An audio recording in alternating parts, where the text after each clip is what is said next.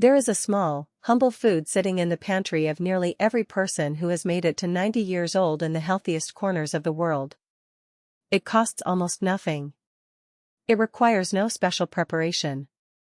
And for decades, mainstream nutrition largely overlooked it in favor of flashier superfoods and expensive supplements. That food is beans. And the pattern researchers keep finding, across wildly different cultures and geographies, is striking enough that it genuinely deserves a closer look. So today we are going to explore what the science actually says, why the biology of aging makes this particular food unusually relevant after 50, and how you might quietly work more of it into your week without turning your kitchen into a science project. Let us start with what prompted this question in the first place.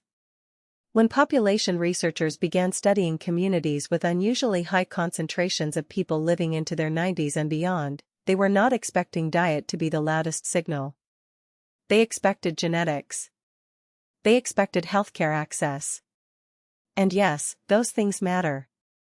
But one of the most consistent dietary patterns that kept surfacing across these longevity-associated communities, whether in Sardinia, in Okinawa, in the highlands of Costa Rica, or among certain communities in California, was a notably high consumption of legumes. Beans, lentils, chickpeas, black-eyed peas. Studies examining these populations suggest that people eating roughly a cup of legumes per day may have meaningfully lower rates of the chronic diseases most likely to shorten life after middle age. That is observational data, which means we cannot say beans caused their longevity. There are many factors at play. But the pattern is persistent enough that nutrition researchers have spent the last 2 decades trying to understand the mechanism. And what they have found is genuinely interesting. Now, before we get into that mechanism, it helps to understand what is actually changing in your body after 50, because that context is what makes beans so specifically relevant to this stage of life. After 50, several biological shifts happen simultaneously. Muscle mass begins to decline more rapidly in a process researchers call sarcopenia, and the rate of that loss tends to accelerate with each passing decade if we do not actively counter it. The gut microbiome, the vast community of bacteria living in your digestive system, tends to become less diverse and less resilient with age, and a less diverse microbiome is associated with higher levels of systemic inflammation. Blood sugar regulation becomes less efficient for many people, meaning the same meal that caused minimal blood glucose disruption at 35 may cause a larger and more prolonged spike at 55. Cardiovascular risk factors tend to compound. And because muscle requires protein to maintain itself, the body's demand for good quality, readily usable protein does not go down with age. If anything, research suggests the protein requirement per kilogram of body weight may actually increase slightly as we get older, because muscle tissue becomes less responsive to the protein signal. So you are dealing with multiple simultaneous challenges: inflammation, blood sugar variability, muscle loss, gut health decline, and cardiovascular risk. And this is precisely where beans become interesting, because they address several of these challenges through distinct mechanisms, not just one. The first mechanism is fiber, and specifically a type called soluble fiber. Beans are extraordinarily rich in it. Soluble fiber does something elegant in your digestive system.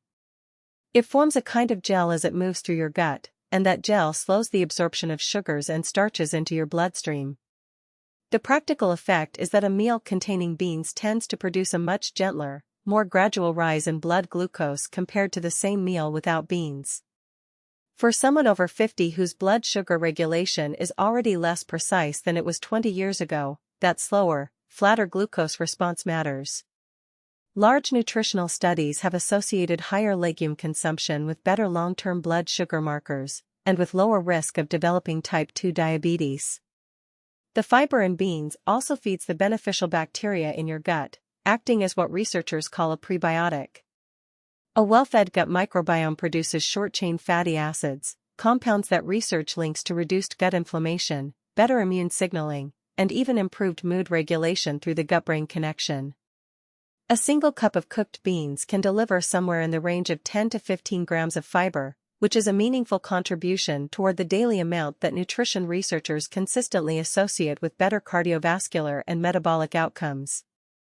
The second mechanism is protein, and it is worth spending a moment here because beans are often underestimated on this front. A cup of cooked lentils or black beans delivers roughly 15 to 18 grams of protein. That is not trivial. Now, plant proteins are not complete proteins in the same way animal proteins are, meaning they do not contain optimal amounts of every essential amino acid on their own. But this is where combining foods over the course of a day, not necessarily in the same meal, fills that gap. Beans and grains together, over the course of a day, provide a much more complete amino acid profile. For muscle preservation after 50, research suggests that distributing protein across meals throughout the day, rather than eating most of it at one sitting, may be more effective for muscle protein synthesis. Beans make it genuinely easy to add a meaningful protein contribution to lunch or dinner without relying exclusively on meat, and that variety appears to have its own benefits for gut health and inflammation. The third mechanism involves what nutritionists call the second meal effect, sometimes called the lente effect of legumes.